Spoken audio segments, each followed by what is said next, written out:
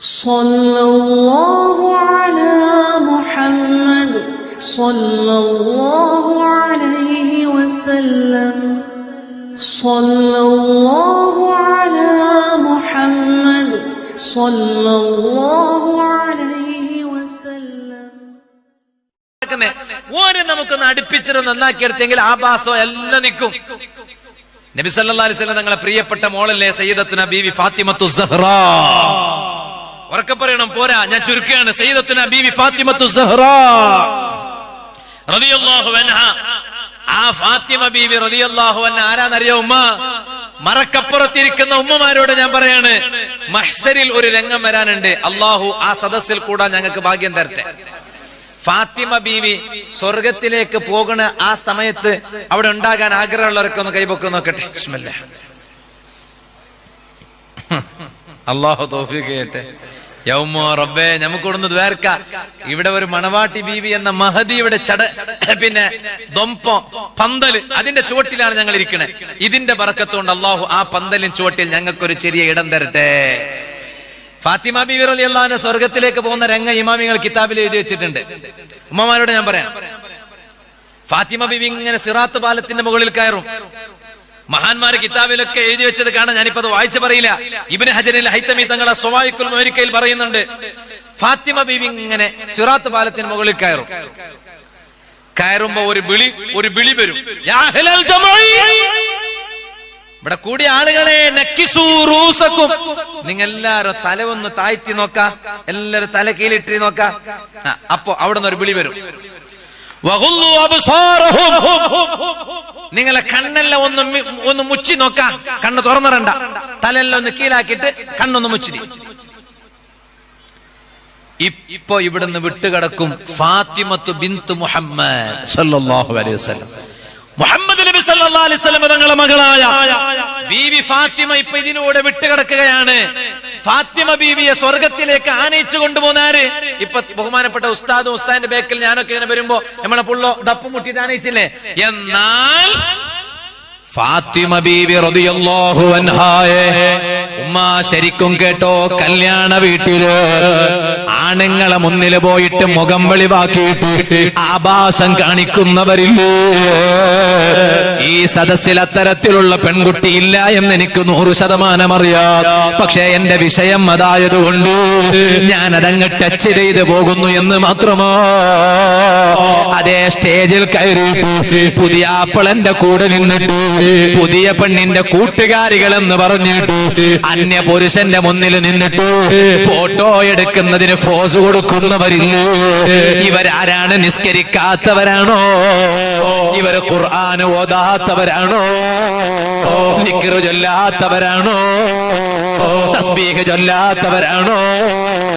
സ്വലാത്ത് ചൊല്ലാത്തവരാണോ? റമളാനിൽ നോമ്പ് നോൽക്കാത്തവരാണോ? അല്ല അല്ല, കൃത്യമായും നിസ്കരിക്കുന്ന സ്ത്രീകളെ കൂട്ടത്തിലുണ്ട്, ഖുർആൻ ഓതുന്ന സ്ത്രീകളെ കൂട്ടത്തിലുണ്ട്, ദിക്ർ ചൊല്ലുന്ന സ്ത്രീകളെ കൂട്ടത്തിലുണ്ട്, തസ്ബീഹ് ചൊല്ലുന്ന സ്ത്രീകളെ കൂട്ടത്തിലുണ്ട്, സ്വലാത്ത് ചൊല്ലുന്ന സ്ത്രീകളെ കൂട്ടത്തിലുണ്ട്. എന്നാലും ഒരു കല്യാണം നടക്കുമ്പോ കുടുംബത്തിൽപ്പെട്ട ഒരു പെൺകുട്ടിയുടെ വിവാഹ ചടങ്ങില് സ്റ്റേജിൽ കയറിയിട്ട് അത് അന്യ പുരുഷനാണ്, പുതിയ ആപ്പിള എന്ന് പോലും ചിന്തിക്കാൻ മനസ്സ് കാണിക്കാത്ത ചില യുവതികളില്ലയോ, ചില സ്ത്രീകളില്ലയോ? എന്നിട്ട് അന്യ പുരുഷനായ പുതിയ ആപ്പിളന്റെ കൂടെ നിന്നിട്ട് ഫോട്ടോ എടുക്കാൻ നിന്നു കൊടുക്കുന്ന സ്ത്രീകളില്ലയോ? സർവ ഉമ്മമാര് കേൾക്കാൻ വേണ്ടി പറയാണ്, സർവ സഹോദരിമാര് കേൾക്കാൻ വേണ്ടി പറയാണ്, ഫാത്തിമ ബിന്തു മുഹമ്മദ് ലോക നേതാവായ നബി സല്ലല്ലാഹു അലൈഹി വസല്ലം തങ്ങളെ പ്രിയപ്പെട്ട മകളായ ഫാത്തിമ ബീവി റളിയല്ലാഹു അൻഹാ സ്വർഗത്തിലേക്ക് പോകുമ്പോ ആ ഫാത്തിമ ബീവി സ്വർഗത്തിലേക്ക് ആനയിക്കുന്നതാരാണെന്നറിയുമോ? മഅഹാ 70,000 ജാരിയ മിനൽ ഹൂറിൽ ഐൻ. ആ ഫാത്തിമ ബീവി റളിയല്ലാഹു അൻഹായോടൊപ്പം 70,000 സ്വർഗത്തിന്റെ ഹൂറിൽ ലിസാനുണ്ട്. 70,000 70,000 70,000 സ്വർഗത്തിന്റെ ഹൂറുൽ നിസാനാണ് ഫാത്തിമ ബീവിനെ ആനയിച്ചിട്ട് സ്വർഗത്തേക്ക് കൊണ്ടുപോണേ. അതുകൊണ്ട് എല്ലാരും തല താഴ്ത്തി നോക്ക, മുഖം ചിമ്മി നോക്ക. എന്താ കാരണം? ദുനിയാവിൽ മംഗളത്തിന്റെ പുരക്ക് പോയെങ്കുണ്ടല്ലമ്മ കേൾക്കുണ്ടാവല്ലേ അല്ലെ? മംഗളത്തിന്റെ പുരക്ക് പോയെങ്കും എങ്ങനെ പോണറിയമ്മ? ഫാത്തിമ ബീവി മംഗളത്തിന്റെ പുരക്ക് പോയി വന്നതുപോലെ പോണം. അള്ളാഹു ഭാഗ്യം കൊടുക്കട്ടെ. ആർക്ക്? വേറെ പെണ്ണുങ്ങൾക്ക് എന്തല്ല, ഞങ്ങളെ ഉമ്മമാർക്ക്, ഞങ്ങളെ തിരിയന്മാർക്ക്, ഞങ്ങളെ പെങ്ങന്മാർക്ക്, ഞങ്ങളെ പെൺപുള്ളോക്ക് എല്ലാവർക്കും അള്ളാഹു അങ്ങനെ ഭാഗ്യം കൊടുക്കട്ടെ. എങ്ങനെ പോണോ? പോയിട്ട് ഇപ്പൊ പോയിട്ടെല്ലാം വീഡിയോ ആക്കുന്ന എല്ലാം മൊബൈലുണ്ടല്ലോ, എല്ലാം മൊബൈലുണ്ട്. പെണ്ണുങ്ങന്മാർ വീഡിയോ എടുക്കുന്നേ. എന്ത് വീഡിയോ? ആരെ വീഡിയോ? എല്ലാരും ഉസ്താന്റെ എടുക്കുന്നേ, തങ്ങളതും എടുക്കുന്നേ, ആചാരന്റെ എടുക്കുന്നേ, മൊയിലാന്റെ എടുക്കുന്നേ, എല്ലാരും എടുക്കുന്നേ. എനിക്ക് ഭയങ്കര ഇഷ്ടം എനിക്ക്. വലിച്ചെറിയുമ്മ അതൊക്കെ വലിച്ചെറിയേണ്ട കാലം കഴിഞ്ഞു. വലിച്ചെറി അതൊക്കെ. പഴയ കാലത്തെ പെണ്ണുങ്ങന്മാരെ മംഗളത്തിന് പോയി വന്നില്ലേ? ഞാൻ എല്ലാ ഉമ്മമാരെ പറയുന്നാറില്ല, ഇയാൾ കുറച്ച് സ്ട്രോങ്, ഒക്കെ കുറച്ച് സ്ട്രോങ് ചായ. ചില സമയത്ത് സ്ട്രോങ് കുടിച്ചെങ്കിലേ തലവേദന മാറുള്ളൂ. ഞാൻ ഉമ്മമാരെ ചീത്ത പറയല്ല, പിന്നെ അവഹേളിക്കല്ല. നമ്മൾ ചിന്തിക്കാം, ഏതെങ്കിലും ഒരാൾ നന്നായാൽ നന്നായില്ലേ? അപ്പൊ എന്താ? മംഗളത്തിന് പോണോ? ഒരു മംഗളത്തിലേക്ക് പോകുമ്പോണ്ടല്ലമ്മ നിങ്ങൾ എന്ത് ചിന്തിക്കണമെന്നറിയാം? പൊരന്നിറങ്ങുമ്പോ ഒരു നിയത്ത് വെക്കണം. എന്ത് നിയത്ത്? റമദാന് നോമ്പിന് നിയത്ത് വെക്കുന്നുണ്ട്. നവൈത്തു സൗമഗതി അന്നദായി ഒന്നുമല്ല, അന്നദായി ഫർളി റമദാനി ആദീസനത്തി ഒക്കെ വരാൻ പോകുന്നല്ലേ. ആ നിയത്തിനെ കുറിച്ചല്ല ഞാൻ പറയണേ. ഒരു നിയത്ത് ഇതാ, ഞാന് മമ്മദാജിന്റെ മോളെ മംഗളത്തേക്ക് പോന്നെന്ന് ഡാഷ്. ഉദാഹരണം, മമ്മദാജി ഉദാഹരണമാണ്. ഏത് ആചാരം നിങ്ങൾ വെച്ചോളെ, ആചാരല്ല വേണ്ട. നൗഫൽ സക്കാഫിന്റെ മോളെ മംഗളത്തേക്ക് തന്നെ പോകുന്നതെന്ന് വെക്കാം. പക്ഷെ സമയമൊന്നായിട്ടില്ല മാത്രം, കൊറേ കഴിയണം ഇനി.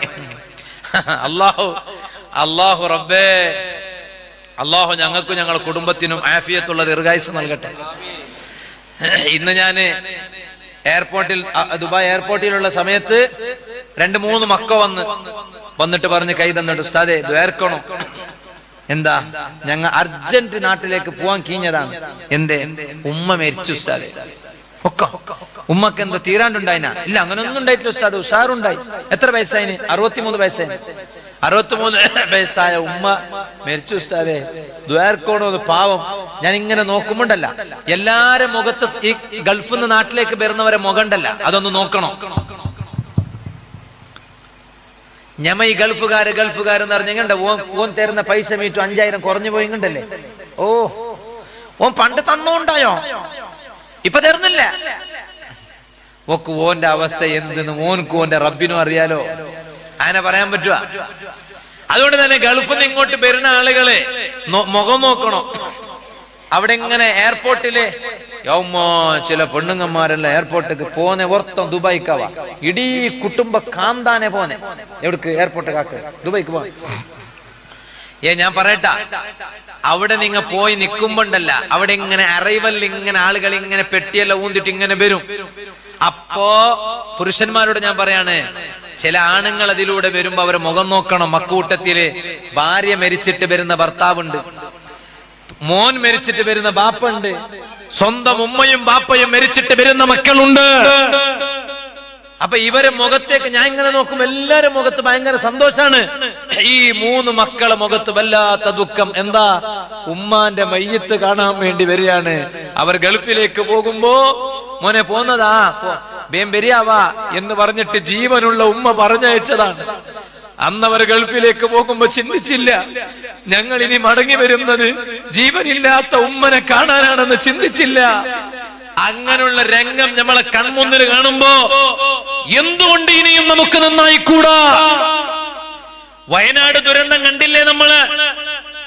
ഇനി എന്തിനു നമ്മ കാത്തിരിക്കുന്ന ഞാൻ ചോദിക്കുന്നത്.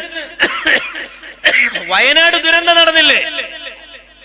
വയനാട് മേപ്പാടിയിൽ നടന്ന ദുരന്തം, അവിടുന്ന് ഒഴുകിയ മനുഷ്യമക്കള് മലപ്പുറം ജില്ലയുടെ അങ്ങേയറ്റത്തെ നിലമ്പൂരിന്റെ വനത്തിലാണ് ആ ശരീരങ്ങളും ഡെഡ് ബോഡികളും കിട്ടിയതെങ്കിൽ എത്ര കിലോമീറ്റർ ഉണ്ട് വയനാട്ടിലത്തെ മേപ്പാടി നിന്ന് നിലമ്പൂരിലേക്ക്? ഒന്ന് ഗൂഗിളിൽ ടൈപ്പാക്കി ചെയ്ത് നോക്ക്, GPS നോക്കിയാൽ മനസ്സിലാവൂലേ? വയനാട്ടിലത്തെ മേപ്പാടിയിൽ നിന്ന് മലപ്പുറം ജില്ലയുടെ ഒരു അറ്റമാണ് നിലമ്പൂരിലേക്ക് എത്ര കിലോമീറ്റർ ഡിസ്റ്റൻസ് ഉണ്ടെന്ന് ഒന്ന് GPS മാപ്പിലൂടെ സെർച്ച് ചെയ്തു നോക്ക്. ആ മേപ്പാടിയിൽ നടന്ന ദുരന്തം, അതിലൂടെ ഒഴുകിയ ശരീരങ്ങള് കണ്ടെത്തിയത് പിന്നെ നിലമ്പൂരിലെ വനത്തിലാണെങ്കിൽ അക്കൂട്ടത്തിൽ ഒരു റൗണ്ട് ഒരു സാധനം കണ്ടെന്നാണ്. എല്ലാവരും ഇങ്ങനെ മണ്ണിന്റെ ഉള്ളിൽ ഇങ്ങനെ ഇളക്കിയിട്ട് ഇങ്ങനെ നോക്കുമ്പോ എന്താണ്? ഒരു സ്ത്രീ, ഒരു സ്ത്രീയുടെ ഗർഭപാത്രമാണ്. ആ ഗർഭപാത്രം പോലും ഒഴുകിപ്പോയി. ഒരു പെണ്ണിന്റെ ശരീരത്തിൽ നിന്ന് ഗർഭപാത്രം തെറിച്ചുപോയി. അതുപോലും കണ്ടെത്തിയില്ലേ? ഇനി ഇതിനേക്കാൾ വലിയതെന്താണ് നമ്മൾ കാത്തിരിക്കുന്നത്? നന്നാകാൻ. അതുകൊണ്ട് ഒരുങ്ങിക്കോ ഉമ്മ. കല്യാണ വീട്ടിൽ ചെന്നാൽ വീട്ടിൽ നിന്നിറങ്ങുമ്പോ ഒരു നീയത്ത് വെക്കണോ? എന്താണ് നീയത്ത്? ഈ മംഗലത്തേക്ക് ഞാനിതാ പോയി വരുന്നു, പക്ഷേ എന്റെ മുഖമുണ്ടല്ലോ ഒരു അന്യ ആണിനും ഞാൻ കാണിക്കൂല എന്ന് വീട്ടിൽ നിന്ന് ഇറങ്ങും.